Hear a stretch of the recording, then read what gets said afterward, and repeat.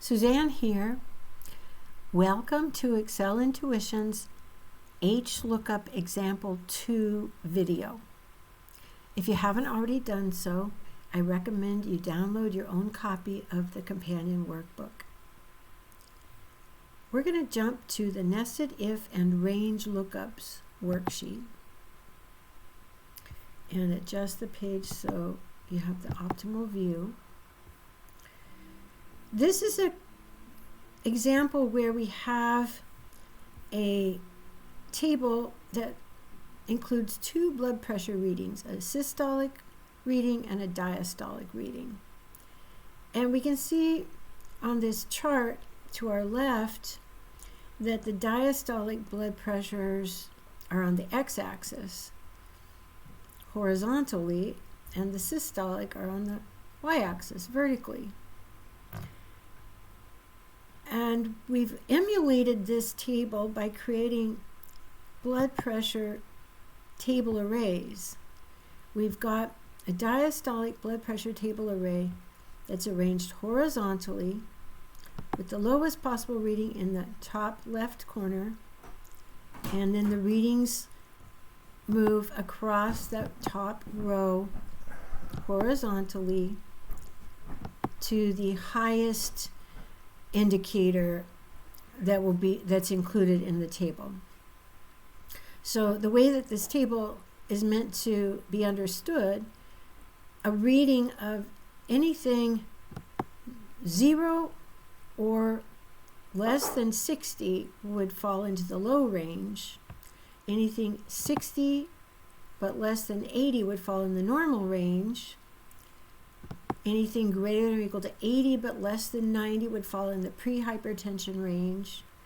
And anything greater than or equal to 90 but less than 100 would fall into the stage 1 hypertension. Anything greater than 100 on up to as high as it could be will, using the results of this table, just indicate stage 2 hypertension. It could be that the table could go on further, but this is the limits of the table we've designed here. And we've named this table Diast Table Array for diastolic blood pressure. And it's arranged with the look to be, the idea is to be able to use it for an Hlookup, a horizontal lookup. So back to the table where we have this diastolic blood pressure reading of 65. If we look into this contents of cell L7, we see an Hlookup function. The lookup value is in I7, which is 65. And the table to look in for a match, a range match, is Diast Table Array. And once the match is found, we're asking Hlookup to return the value in row 2 of that table from the same column in which the match for I7 was found.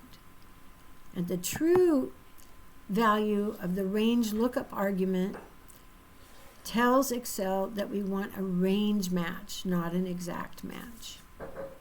So the way Excel will operate, it'll take this value I7, which happens to be 65. It'll go to that Diast table array, and it'll start in this top left corner.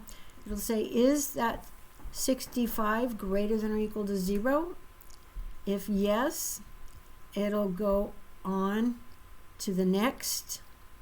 Actually, am I misremembering? Is that 65? Yes. Okay. It'll go on to the next value in this horizontal row, the top row of this table array. It says, is 65 greater than or equal to 60? And the answer is yes.